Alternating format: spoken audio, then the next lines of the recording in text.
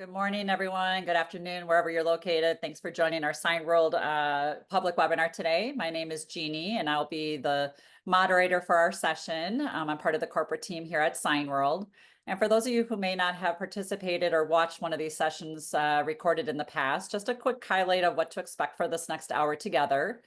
First, we're going to allow our owners, who are our panelists today, to do a quick introduction of themselves. They'll give you an overview of where they're located, their years in business, a little bit about their backgrounds, and just some business information about them, just as an introduction. And then we're going to turn the floor over to our guests, those of you that have joined today, to ask them some of your personal questions that you have about the business. So I encourage you to start thinking of what those questions should be.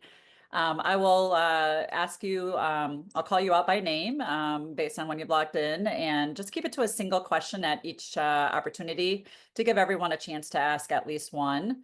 We'll go around for second questions if time permits, just based on how many attendees we have here today. So with that said, let me turn it over to our guest, our panelists, our owners, to introduce themselves. And I'll go based on number of years they've been in the business. So I'll go from oldest to youngest, not by age, but years in business. So with that said, let's start with you, Tim. I figured that was probably going to happen. Tim Rutt with Magnify Signs, based in Inglewood, Colorado, which is Denver area. Been in business 11 years. And what else do we want to know? We started off with a 2,400 square foot shop. We have a 3,200 square foot shop now.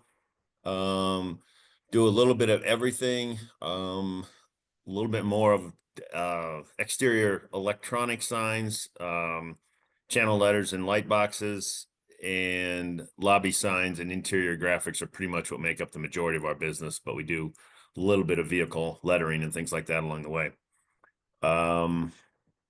What else do you want to know? Biggest customer, your 2024, 2025 targets? Let's see, our biggest customer, we have a couple of national accounts that we work with all over the country. So they do exterior lettering and interior medical places where we do a lot of ADAs type of stuff. So those two guys make up roughly 30% of our business on any given year. This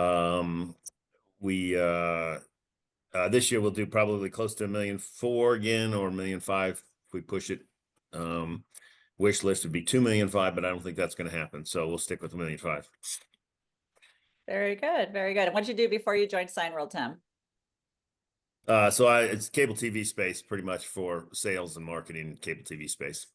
Okay. Very good. Thank you for that introduction.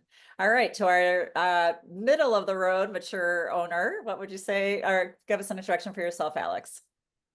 Hi, everybody. My name is Alex Maurer, and I own Spark Signs and Graphics, and we are in a northern suburb of Pittsburgh, Pennsylvania, about 20 miles to north. I live in the area, so I decided to base my company up here. We've been in the same building the 9 years I've been in business, and we have about 2,000 square feet.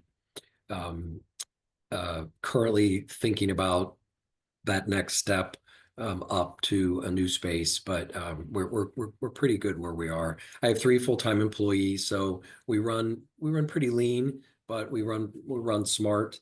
Our sales projection this year is $1.2 million. So I like Tim's 1.5 or 2.5. That would be great.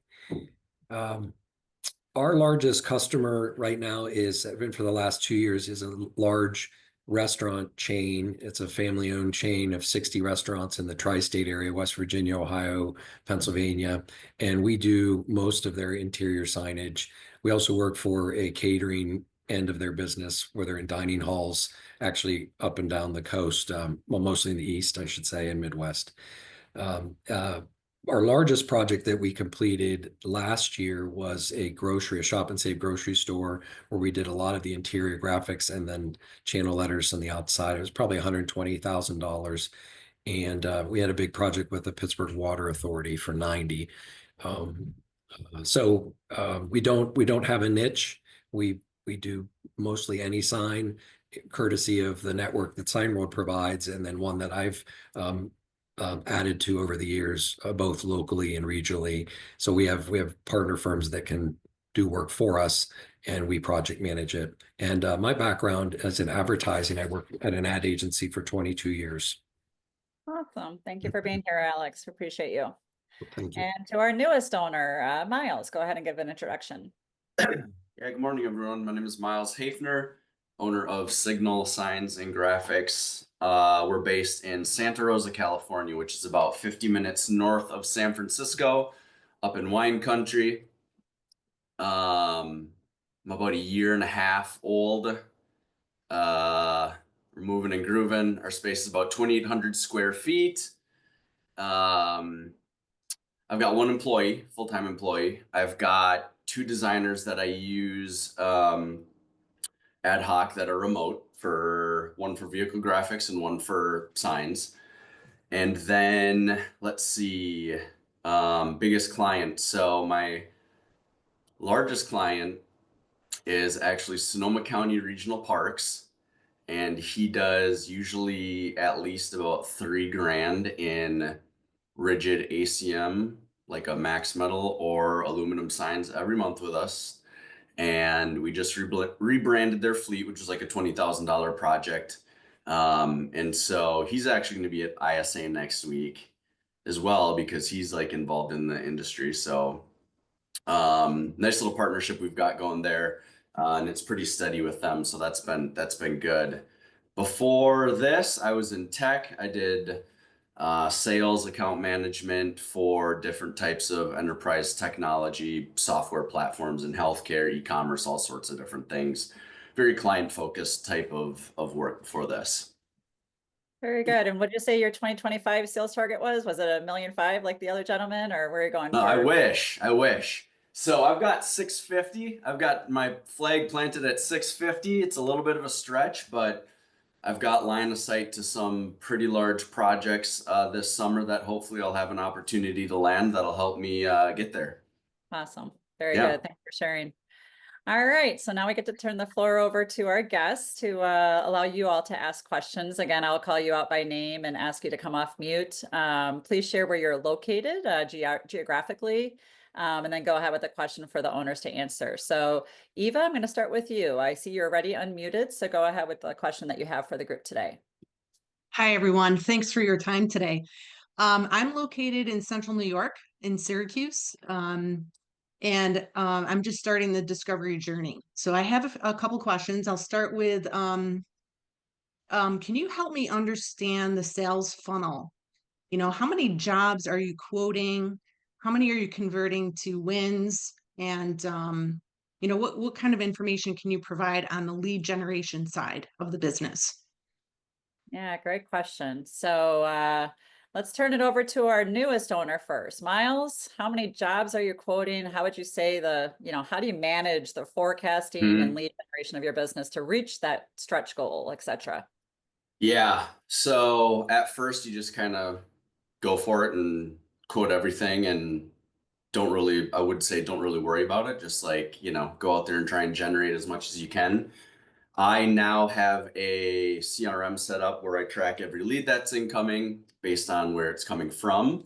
So then I track my lead to deal conversion and then my deal to closed won conversion. Once something gets to a deal, I'm converting them to closed won at about 80%. But the lead to deal conversion is closer to about, I think, around 50%, maybe a little bit less than that. And the reason being is I always qualify people's budget before I convert them from a lead to a deal, right? So if somebody calls and they want their trailer wrapped or something, or their truck wrapped, I talk to them about budget and all of that stuff and walk them through that. And then only if they're interested and we're going to build an actual formal proposal, then I'll kind of flip it over to a deal, right? So I'm pretty stringent on what I qualify as a deal. The leads definitely start out at one point lower because you're new, and then they grow over time. And I've seen that trend definitely for sure. And you get repeat deals coming in the door, just like both the other owners talked about as well. I have that too. Then you get more known and you start getting more referral leads in. So now I think I get probably about 40 inquiries around a month at this point through all the various channels. And that number should just keep growing and growing and growing over time. Very good. Thank you, Miles. Alex, how about you?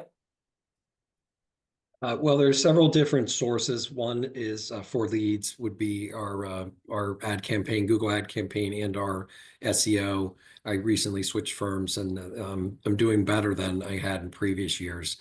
BNI, which is a networking group, and existing customers. So all of those, I just looked at my Corebridge results for March, and we did 70 new estimates in March. I don't know if that's good or bad compared to Miles and Tim, but that's what we did. And probably in terms of our leads, I don't track them as closely as Miles does. I like his system. We're probably converting 40 to 50%. Thing you have to be careful with ad campaigns is there's some less than desirable leads that come through, and you almost have to decide what you're going to bid on because it just may be someone looking to wrap their personal car, and I always move on after those. Very good. Thank you. And Tim, after 12 years in business, how much are you still doing with internet marketing? Talk a little bit about your lead flow and how you manage your forecasting of your business to reach those targets. Yeah, I mean, I think both those guys said it best. I mean, yeah, we probably take 75% of our stuff is just repeat or referral business at this point. And in terms of new leads, it is about qualifying that person before I even turn them into a lead to make sure that they understand how much this particular sign is going to cost, as Miles said, before we get too far down that pipe. Once that person's qualified, then we're close to a 60% conversion ratio on those people that come in like that. We don't do a lot. We don't do any Google AdWords or anything like that, which keeps us from getting a lot of looky-loos that just want to bid and price it. I don't really like to play that game. So we don't do much of that. We do SEO, obviously, which drives, core customers in our targeted area. And that's kind of what we're trying to shoot for. That's different from the others. Very good. Thank you very much. I love the looky-loos. like to stay away from those. All right. Alex, did you want to say something? No. Okay, perfect. All right, let's go to another guest here for a question. Gina, if you can come off of mute, tell the group where you're located and go ahead with the question for the owners. Sure. Hi, thanks for having me today. I am Gina Lenski. I'm located in Middletown, Delaware. I too am just at the beginning of my discovery process, so this is very beneficial. So again, thank you. I have, I guess, a more esoteric question for you. If you had it to do all over again, what would you do differently? Love this question when it's asked. All right, I'll just a moment pause to think about that. Going back to the beginning, Miles, it's not too old for you yet, so let's ask you first. What would you do different if you're going to start all over again? You got a year and a half in. What would you have changed? Yeah, everybody asks this question. It's a really good question. I don't know. I don't feel like anything was a major problem where I look back and say, wow, I really wish I would have done that differently. I think the best advice that I have for newer owners when they're starting, though, is just like try and go as fast as you can on everything, right? So looking back on it, I feel like I probably could have started networking earlier, right? I was a little bit maybe worried that, oh, I don't have my website up yet, or, oh, I'm just, I don't even have a space yet or anything. And so I didn't tell maybe people in my personal network, right? And I was just talking to a guy in my personal network today that I ran into at a chamber event last week. And he's like, oh, I didn't know you could do that. It's like, you're going to tell people you own a sign business, but they don't know what that means, right? I still get questions like, oh, do you do this? Yeah, I can do that. Oh, great. I have a need for that. So just telling everybody about it and getting started and just hitting the ground running as fast as you can. Like that's really going to be the most important thing you can do in like every aspect of it, is just turn on the gas and go for it. I think that's the, what I would say for that question. Very good. Alex, what would you say would be your do over again different? I think I would have added more. I'm currently looking to add to our staff, and I think in looking back, I've run too lean, and it's both impacted our ability to grow more and my ability to step back and delegate more. So I'm doing, and we're getting into the busy season, and I'm not complaining, but it's a lot of work and a lot of hours, because we're four total, and we have a pretty, we're trying to make one 1.2, 1.3 million. So it's a lot of hard work. So I think taking the risk, even if I can't pay for it, or if I can't, the numbers aren't bearing out, that I can support that. Just taking that risk. And I often hear that from many other Signworld owners. Make that hire if you're in between, and you'll be happy about it. Okay, very good. Tim, looking back now, what would you say? 12 years ago, what would you have done different? I know it's a different business today than it was back then, but I don't think what one of about- the answers yeah. is turn around and run, is it? But I just thought that might be an option. But in lieu of that, yeah, I mean, I think kind of different than Alex. I think one of the things you learn is not only do you hire people, but you got to fire people quicker. Sometimes you get caught up and think that they're such an integral part of the business, and then you realize when they're gone that they really were the cancer in the business. And so that's kind of, you become dependent on your employees when you run a lean shop, and so you think everybody's pulling their weight, and then you eventually figure out that you need to make a change. I think that's certainly one of them. The second thing for us is really doing a better job in the first 2 years, which we didn't do, was chasing elephants. So once we kind of turned the size of our gun from rabbits to elephants, we became much better. They take longer to sign, and you have to, you got to kill a lot of small rabbits along the way to keep your food on the table, but you got to start chasing elephants, because they take 3 to 6 months to close. But once you get them, they're bigger and bigger opportunities. Very good. All good responses. Thank you for those. All right, let's go to our next guest for a question. Dave, if you can take yourself off of mute, tell the group where you're located, and go ahead with a question for them. Hey guys, thanks for doing this. This is Dave here, and I live here in the heart of Chicago here, about a 15-minute walk from Wrigley Field. I think for me, and I'm fairly far along in this journey. I think for me, one of the things I'm looking at right now, as I was talking with Jeannie the other day, is spaces. And as you guys can imagine, space is at a premium here in the city, which is where I want to operate and try to reach much of my clientele as I can. I'm curious, I don't know exactly what my question is, but how do you think about your space, and how precious is it to have more square footage and things like the ability to do, signage on vehicles and things like that? Because I may be in a situation where I can't make the business model work to do signage on vehicles and things like that. So would love your general perspective on space and how to utilize it most effectively. Yeah, great question. Well, I'm going to turn it over to Alex first, because he's got a pretty similar situation for our starting location that you're talking about. So Alex, go ahead and share what your thoughts are on that. Right. Hi, Dave. How are you? So I'm in the same building, 2,000 square feet, which doesn't give us, we don't have a garage.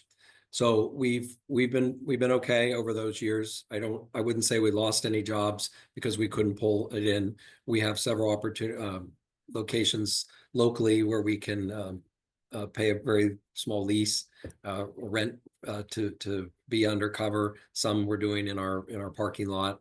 But I would say going for a larger space, it's, doesn't make sense maybe when you're just starting out, because you have a finite amount of money and you don't want to pay too much because the leases are high per square foot. But if you can land in a larger space, it gives you more flexibility, so that in the wintertime, and I know you get those in Chicago, you can pull a vehicle in and not have to rely on someone else to use their garage.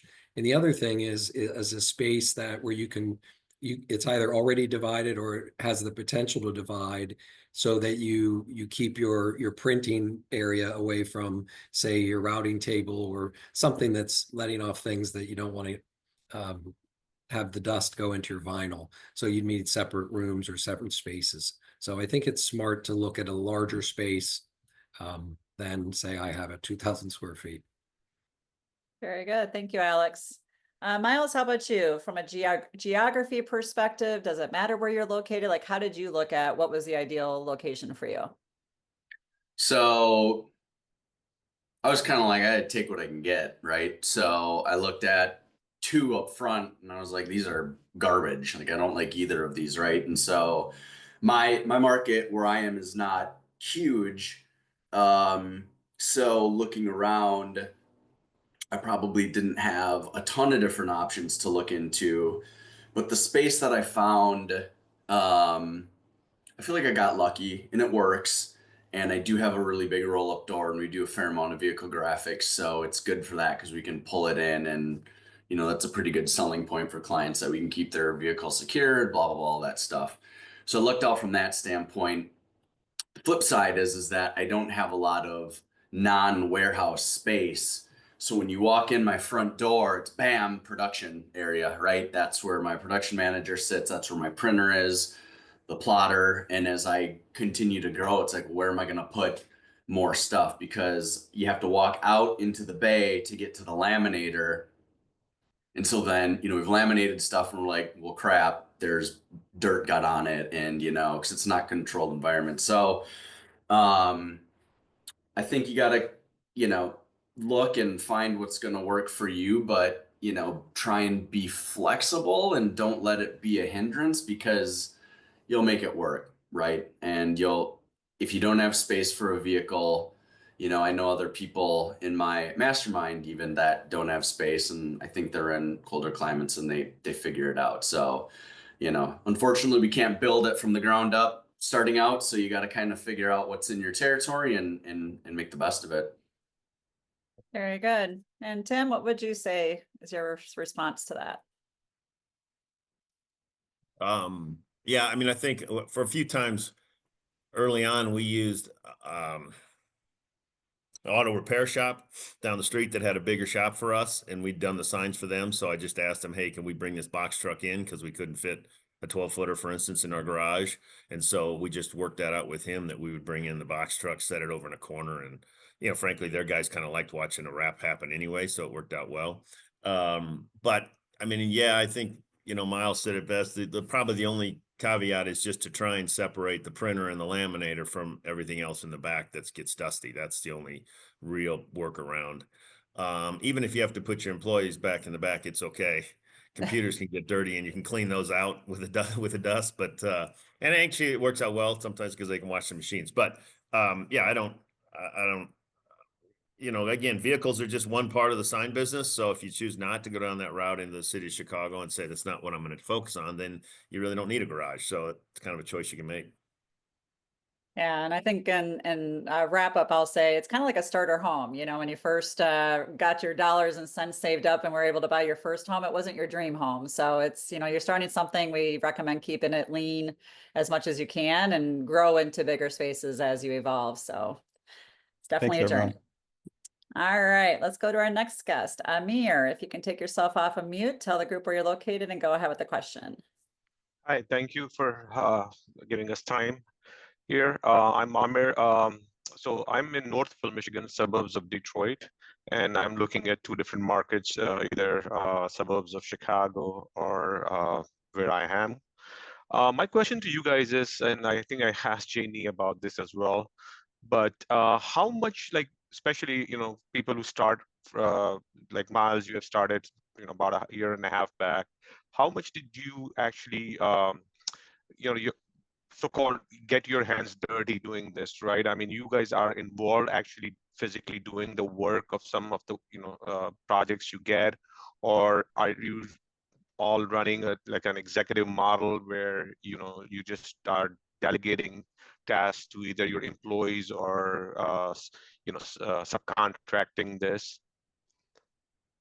Yep, great question. And So how long does that last, right? If you are getting involved, and what is involved and how long does it last before you actually can start delegating this to? yeah, great question. The realities of that first year in business and how much did you get in it versus how much were you working on it? So let's start with you first, Tim. Were you, you know, helping design, making and installing signs back in the day? Are you still doing it now? You're laughing, so tell us your story. Yeah, it doesn't work quite that way when you're a small man shop. So it's only two people, somebody better doing the work. The reality is, Amir, I'm 11 years in and I still don't know where the power button is on the printer. So if that tells you anything about the printer, that's what I know. But I'm a sales and on project management guy. So I still sell, and that's kind of been how I've operated from the get-go. Was I'll sell it and bring it back to my sign maker, and hopefully he can figure out how to make it, because that's what we're going to do. Yeah, I mean, the working on the business is going to come a little later in your career, in the 2 to 3 year, when you're trying to figure it out. But it's not like you ever really, until you get to a certain level, going to be not involved in the business. I hate to say that, but that's kind of the reality. And obviously, the more people you get, the more you understand the business, so you get to streamline some stuff. But yeah, initially, some part of the business, you're certainly going to be running with it. Very good. Alex, let's go to you next. You kind of mentioned that in your intro, that you're a little short-staffed and you're working a little harder than you thought you might at this point. What do you say about your very beginning? Were you doing the design and the production, the install? And tell a little bit about your life as an owner, both in the beginning and now. So I, like Tim, I don't run the printer. It's not my job. That's kind of my mantra.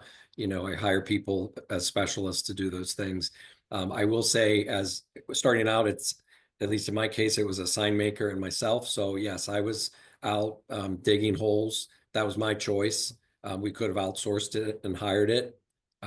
Over time, you grow out of that and more to the executive situation you're talking about, Amir. I don't think I'm the 100% there, but I like the idea of fully delegating, and that's really the goal. But it takes the right type of people. So initially, your sign maker, hopefully you would hire someone with obviously skills to run the printer, design skills, and then some production and maybe installation skills. I was very lucky and had that, but sometimes you need a second set of hands. Sometimes, it's just the right thing to dig that hole, to put the post and panel in, because you're just 6 months in and you're trying to make some money and grow. So there are a lot of variables, but initially, I think you're probably more in the business than working on it. Okay, very good. Miles, you're still a year and a half in. How much are you still diving into the production aspects yourself? Yeah. So same as Tim and Alex, I was pretty adamant when I was looking for my first hire that I wanted to find somebody that could do a little bit of everything. It took me about 5 months to find the right person, but he's still working here and he is super happy. And the way we set it up is I'm the show, he's the go, right? And he even says that, right? He's like, I'm the back of house, I'll make everything happen. You go out and sell stuff. So I don't make anything. I do all the project management, I do all the selling. So it does get to be a little tedious on that front, doing a lot of those various tasks. But I definitely wanted to make sure that I could focus on those tasks and really be the face of the business early on, so I could control the narrative with all the clients and make sure that we were delivering good work. So that was kind of that piece. And then the other thing that I'd say about it is, as we've started to grow and expand into different types of projects and, bigger projects, and, we made some pretty big mistakes the first year as we were like trying to do different things. And I said, all right, well, now we either learned and now we can do that type of work, or we're not going to do that and we're going to outsource it. So I've gotten, I feel like, a lot better at figuring out, is this something that we can do in-house, or do we just outsource it and let a professional handle it? So then you find, like, right, your local installers, your local fabricators, all the Signworld fabricators to help, and you kind of learn that stuff. And so I think that's been a good learning curve this first year as well, of not only, all right, where's the bifurcation of who's going to do what in your shop, but then also, what are you going to do in your shop and what are you going to outsource, because you want to get stuff through the door and out the door and start having to hit the scoreboard. Absolutely. Very good. Thank you. Okay, Esteban, if you can take yourself off of mute, tell the group where you're located and go ahead with the question for them. Hi, good morning, folks. Thanks a lot for letting me join. I do have a question.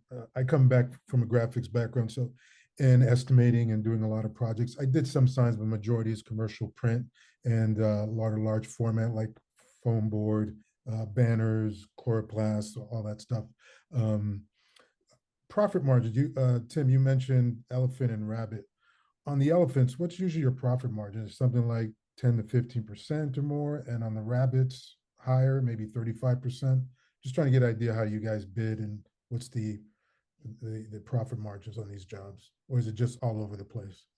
Yeah, great question. So let me just further define that just to make sure we're all on the same page. So we're looking at the gross margin on this question, thinking about different project types that are bigger versus the smaller ones. So Tim, what would you say are the gross margin, and what defines an elephant project versus what would you say is a rabbit project? If you can, clarify that with your response too. Okay. Yeah, I would say, an elephant is going to probably be anything over 10 grand, which is usually going to be a channel letter type of project, an EMC, monument, things like that source. Obviously, you can have other ones which are multiple vehicles. If you're doing a fleet wrap, for instance, that's obviously a big piece of the business too. So in that regard, so if you're doing that, it's pretty much, in my business, it's pretty much all outsourced. We're doing the project management, and we're doing the design and the project management, but everything else, the install, the production, is all being outsourced. So in those type of scenarios, I'm going to get 50 to 60 points of margin on it. If we turn around and do something in-house, your margins are going to be higher, probably depending if you're running off your own printer and laminator and doing it in-house, you're running anywhere from 70 to 85 points of margin on that stuff. So, yeah, it's just a matter of how you want to run your business. Okay. Yeah, very good.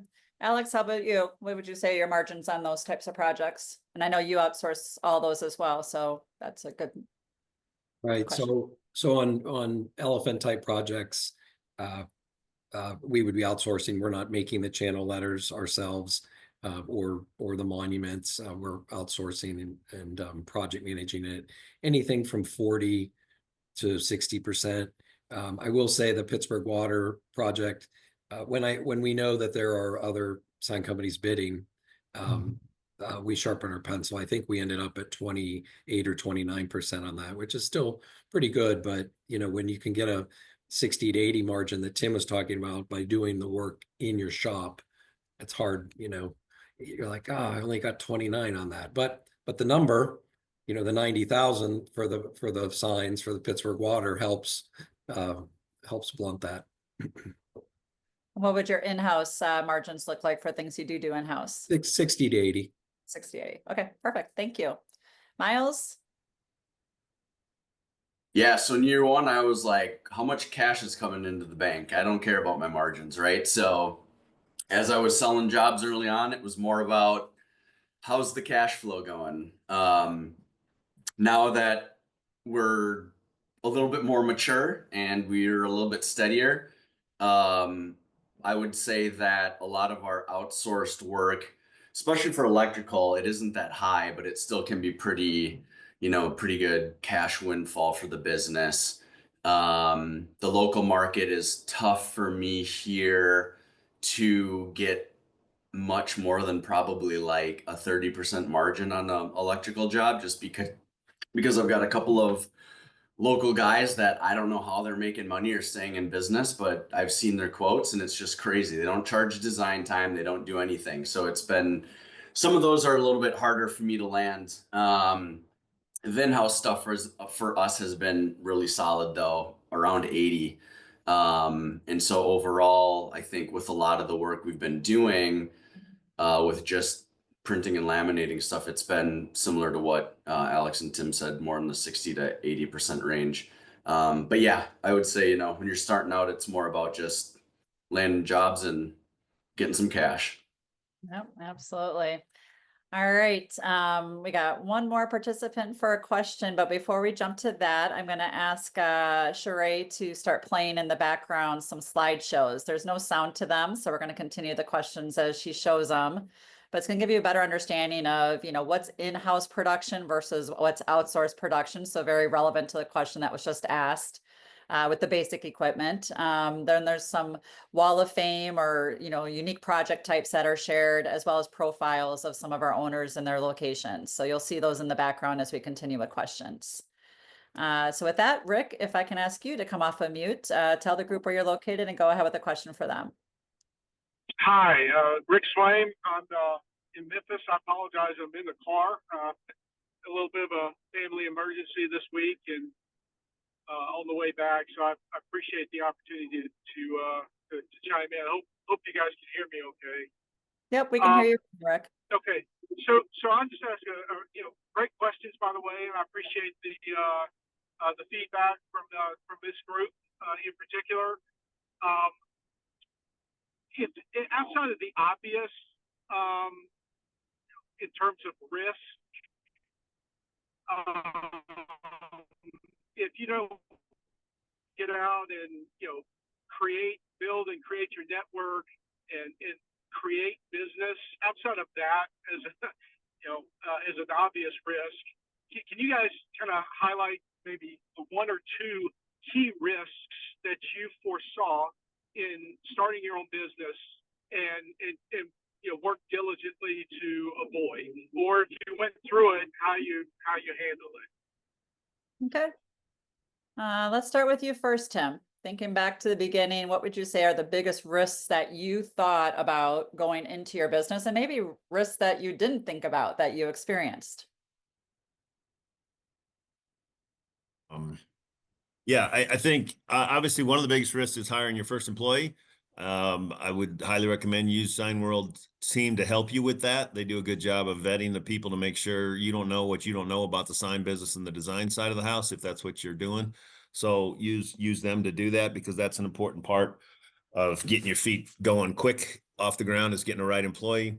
And the second half of that, which I don't think you really understand till you get into the business, is just how much other things you do outside the sign business just to be compliant in any city, whether it be your payroll, your taxes, your permits for cities, all those little things that you don't quite understand when you're starting a business like that take up time. But as you learn in those kind of things, if you can figure out a way to outsource payroll, for instance, that's going to take a lot off your plate, and you just kind of figure out how to work around it.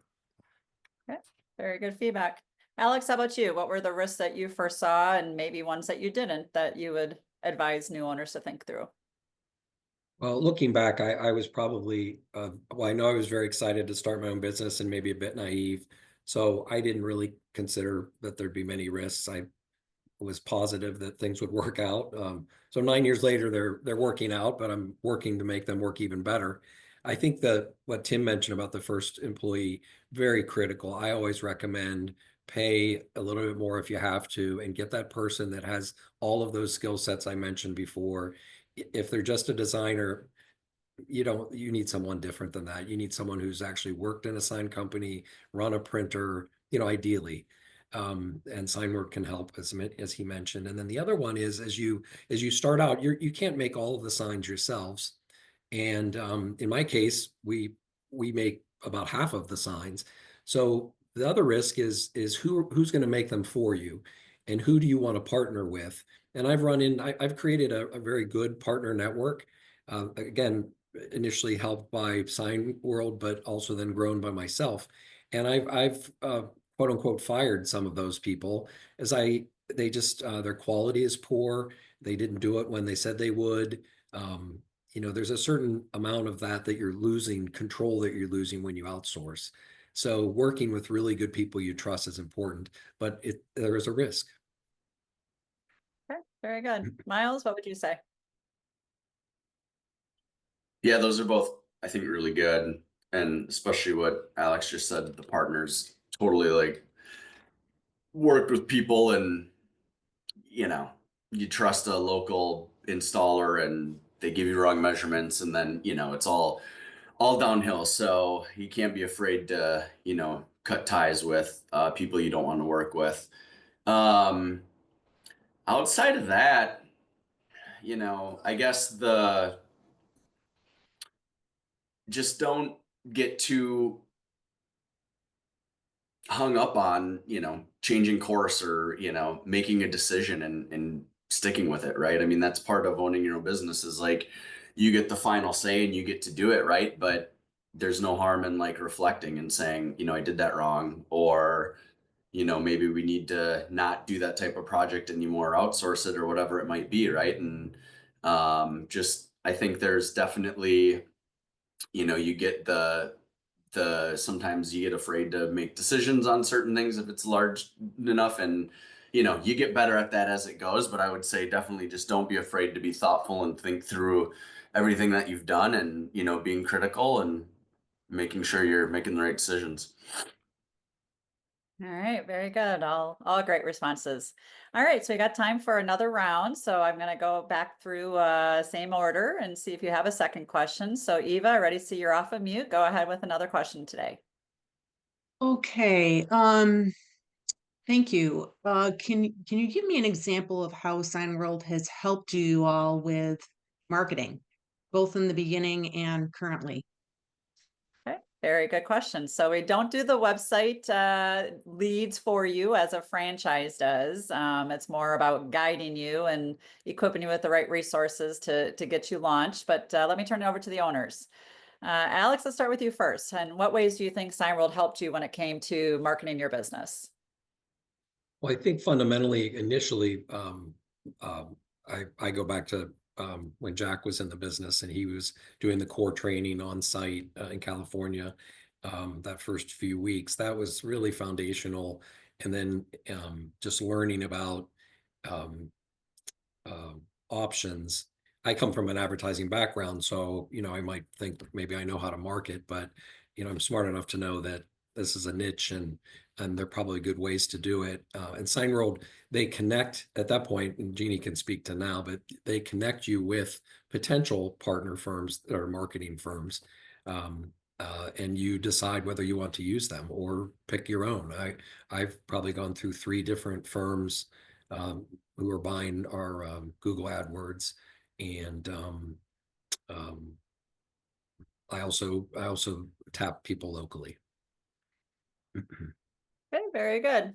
Tim, how about you? I know things are a lot different in the world of marketing compared to 12 years ago, but how would you say Signworld was back then?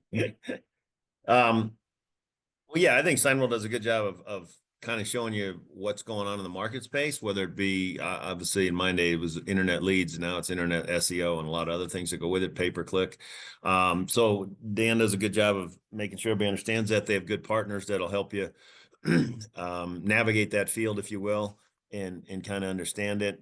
I think I don't know if Alex just said that, but I mean, I think my biggest was the initial owner calls that you'd get on once a week with Jack or somebody else that would go through kind of the talking to other new owners, so you learned how to do certain things. That was really critical to get started when you didn't know anything about the sign business. Yeah, just kind of comparing notes of what's working, what's not working, and getting new ideas. Absolutely. Miles, newest owner, only 1.5 years, so you're kind of a little bit more able to address this question in the current times. How does Signworld help you with the marketing of your business, and how would you say you do market your business? Because I feel you do it better than most in the early start with not just relying on your website, but doing a lot of other things. So maybe you can share a little bit about that. Yeah, so I think early on, the coaching is great, the onboarding is great, the education's great. That's been super helpful. The vendors are there to help kind of get you going and get you started. And then, like Alex kind of mentioned, you can kind of figure out what's going to work for you, whether that's be working with someone locally on your marketing strategy for your website or continuing with one of the Signworld vendors. You really have a lot of options there. So all that stuff's really well set up. The other thing, is just coming into this as a new business owner. I think during business training and having Jack talk about it, right, is join BNI, join chambers, like do all this stuff. And it's like, okay, I always worked in like national type businesses and not so hyper focused locally. So that was all really good feedback for me to kind of understand what I needed to do. And then, as far as like Tim mentioned earlier, like going after elephants, one of the things, and Gina is probably alluding to this, one of the things that I do is I do a fair amount of like outbound, I guess, selling. I don't know if that's the right term for it, but I do outbound email campaigns to different types of industries and segments. Signworld helped set up a tool that I've used over the last year, and I've kind of changed that into some different marketing strategies using some other tools. So for instance, I'll go after like property managers and I will target them with work that I've done and try to get an introduction and try and get in front of them. And I've had some success doing these different types of things through different email outbound marketing campaigns to try and get different types of clients that I want to work with versus just sitting back and waiting for, the phone to ring. So, that's just something that I did in my previous life and had experience with it. So I brought it into this business as well. And, going through that process, Jeannie was very receptive to that. And I'm pretty comfortable like talking to people on the phone, but some of the other owners in the group weren't. So I know Jeannie actually did cold calling with them as well, which, was pretty cool to hear about too. So yeah, I think the team's always really receptive. The Signworld team's receptive to ideas that you might have or answering questions, or if you want to run, hey, I was thinking about doing something like this, other owners are also willing to give you feedback too. So it's a really good network and coaching you up in different ways to attract new clients. Very good. Thank you, Miles. Okay, let's go to Gina for a second question. If you want to come off of mute, if you have one, I'll give you a second here. Okay, go ahead. Absolutely. So I know all of you have brick and mortar shop space. I am thinking if I go to this business, I am going to be opening a virtual space. And you've talked a little bit about outsourcing versus doing the work in your own shop, but specifically with outsourcing, what have been some of the biggest challenges that you've had with jobs that you outsource? Okay, very good. So even as a brick and mortar, when you're first starting, you're typically outsourcing 30 to 50% of your work. And even if you expand, you're still outsourcing some. So they all can talk through, having someone else do the work for them. So let's start with you, Tim. What would you say is your response to how can you manage a business when you're not doing any production yourself?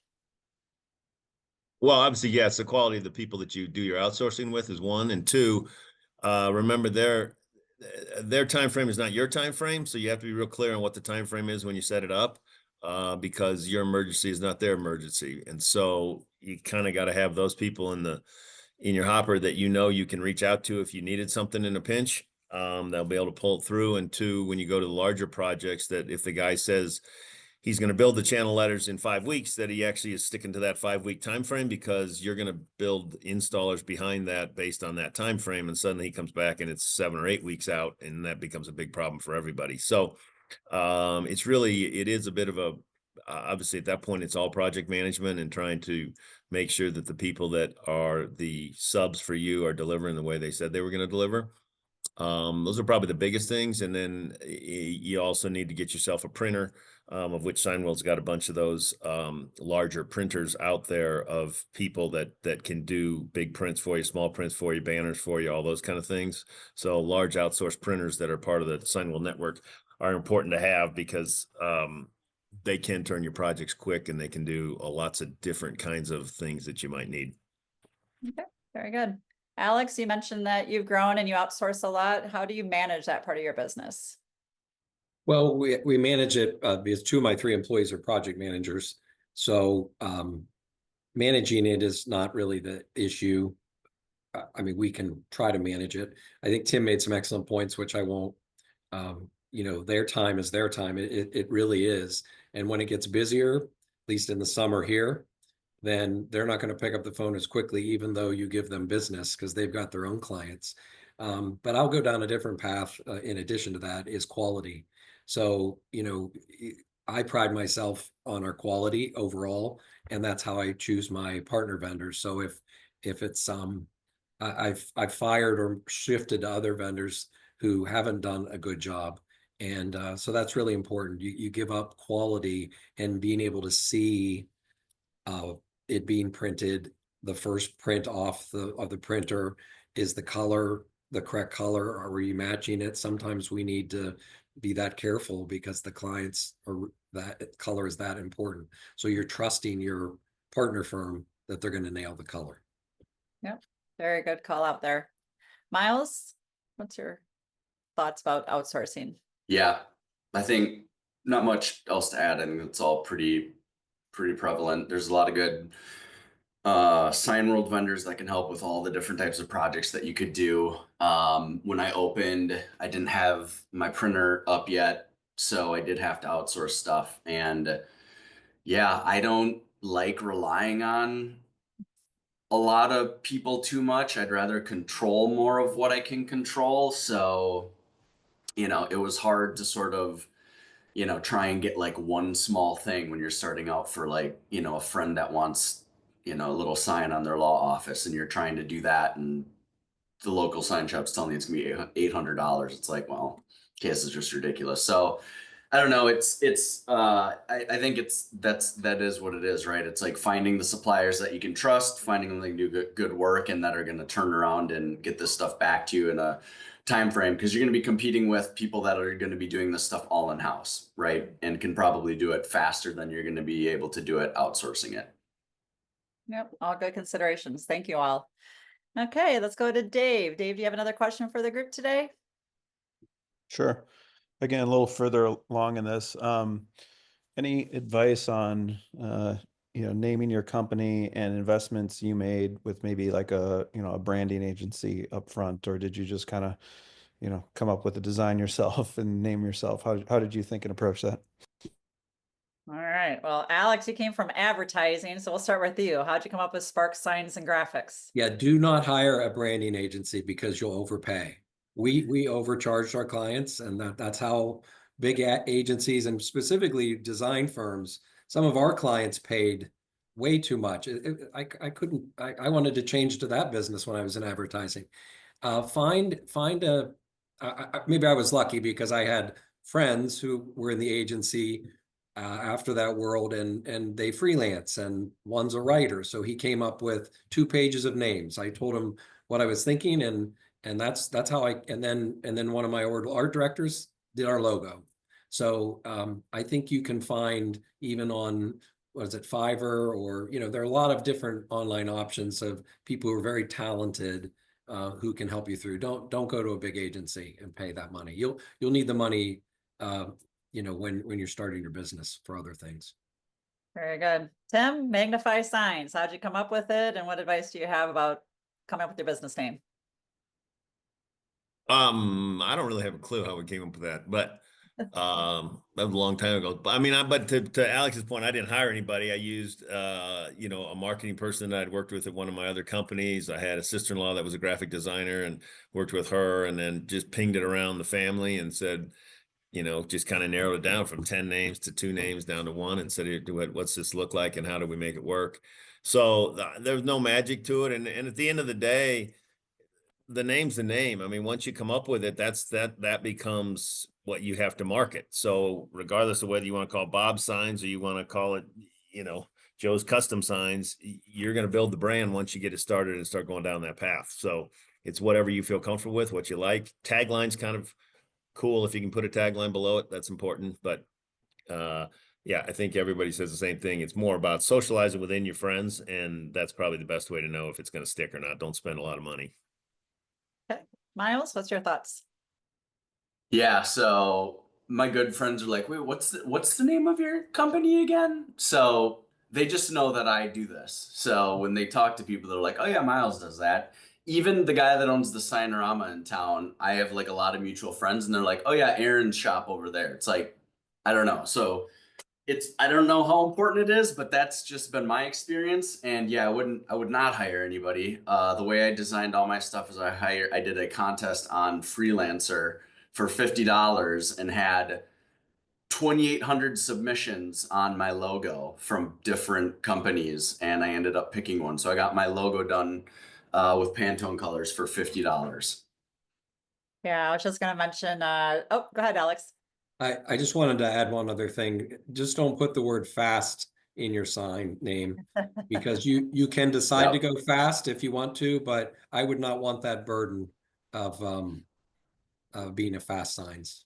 Yeah. Nor will you beat out fast signs in SEO if people are searching for your name and it has fast in it.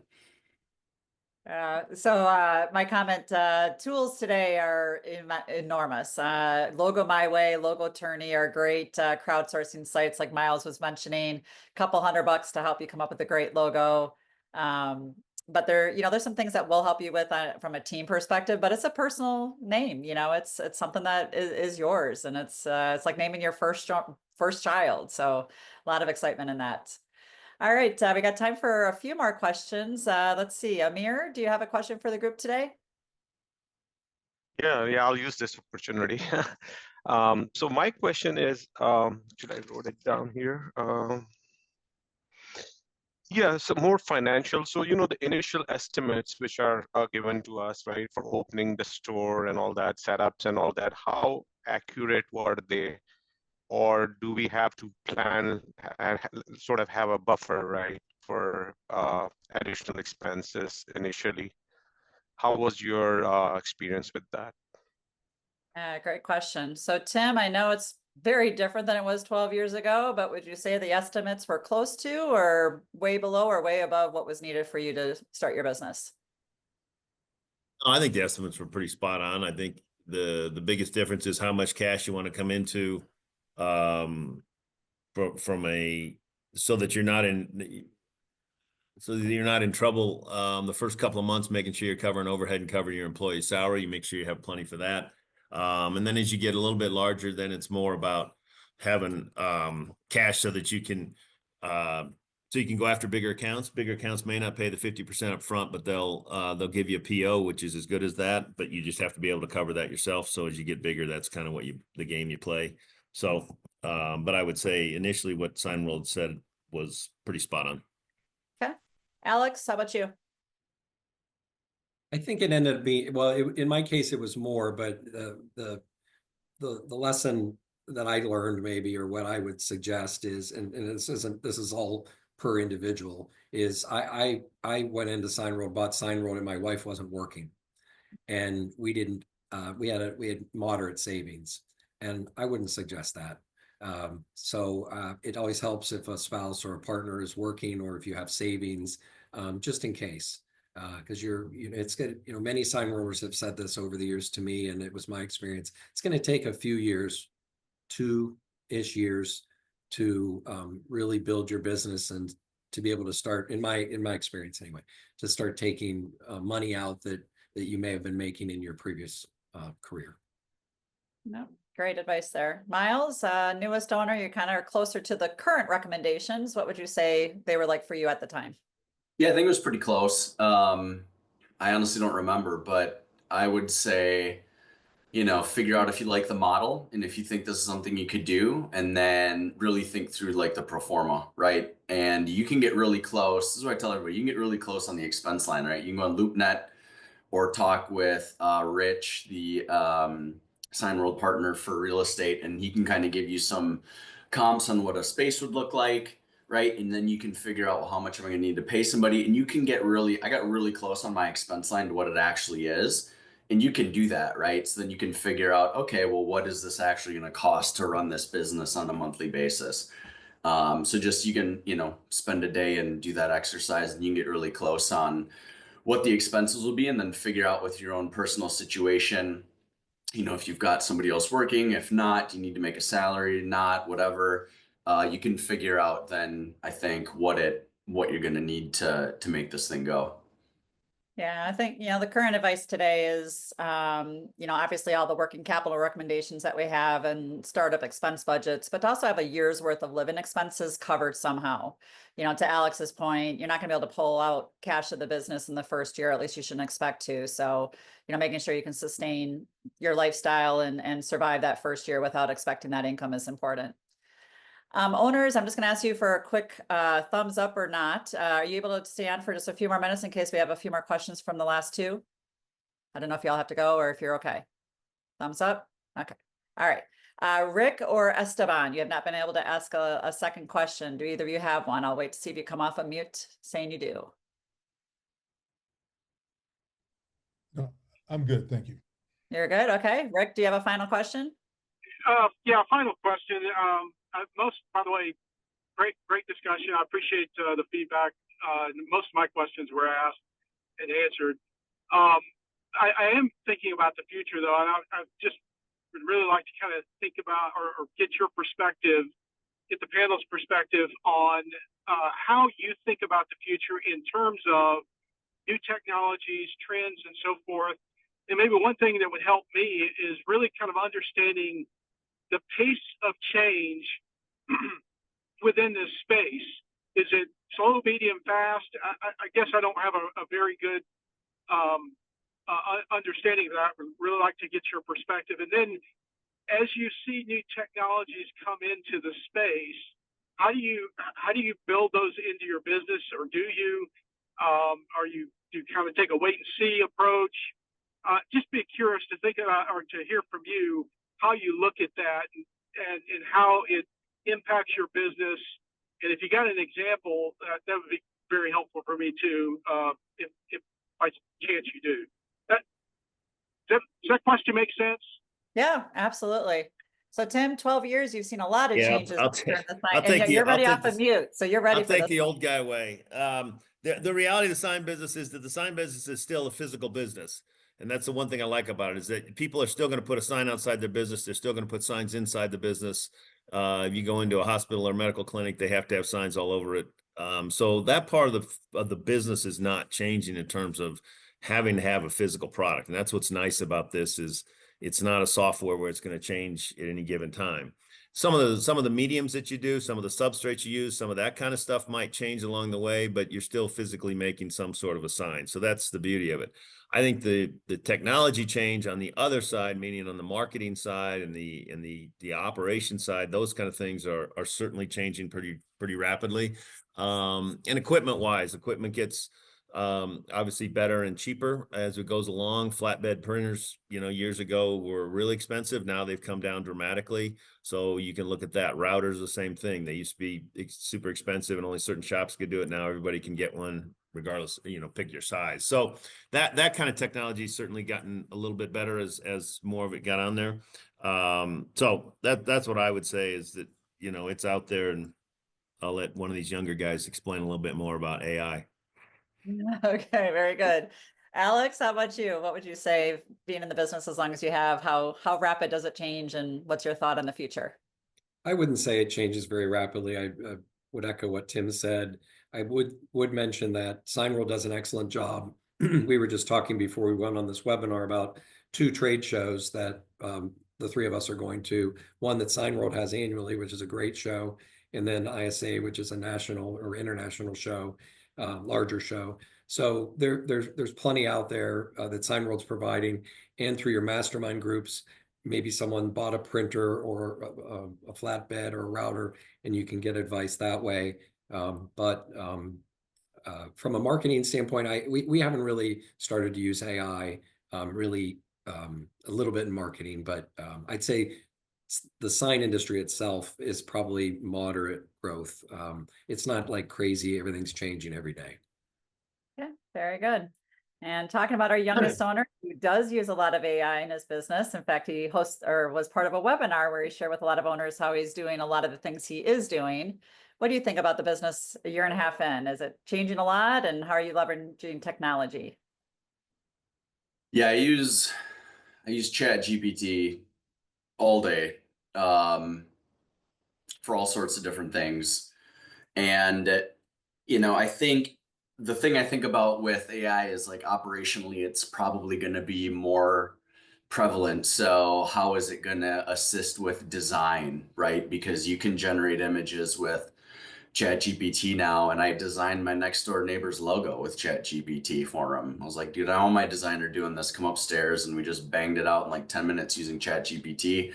I sent it and we printed it, right? So, like, there's different, I think, areas of the business where it can definitely help. So I'm thinking about that from, like, more design, augmented reality. Are there going to be opportunities there for proofing with stuff like that? I don't know. I don't think any of my local competitors are doing that, and probably won't for any time coming. Operationally, sure, I don't know if there is anything going right now on that front. But I have thought about from the standpoint of, like, disruption, right? So, like somebody like Amazon will disrupt, groceries by doing something, right? But to Tim's point, you put a sign up on one building, it's not the same as putting a sign on another building and then doing the signs on the inside for one.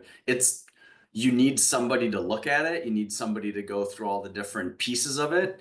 So I think as far as disruption in the industry from a perspective of, AI, I think that's probably pretty far off just because everything is custom, right? Everything we do is custom. We're not making widgets. It's not something that is, super turnkey. You see a lot of those for like vehicle graphics. There's some companies that I think are probably deploying AI for graphics, but there's so many nuances to even something like that. So from like an overall disruption of the industry standpoint, I'm not super concerned about it. I think the AI trends might help more with like the day-to-day operations and some of the different things in the business in the near future. I think that's probably more prevalent. Awesome. Well, thank you for all those responses. And with that, we're going to go ahead and wrap up today's session because we're definitely a few minutes over. First and foremost, Alex, Miles, and Tim, thanks so much for joining today. Alex, look forward to seeing you at our convention. Miles, look forward to seeing you at ISA. And Tim, look forward to seeing you in California in a few months later this year. To our prospective guests who joined, I know you're all at different points in your discovery. Our team looks forward to continuously helping you through the journey to help decide if this is the right fit for you in the next chapter in your life. But with that, I hope everybody has a wonderful Wednesday. Be blessed, be healthy, and be well. Thank you all for joining. Take care.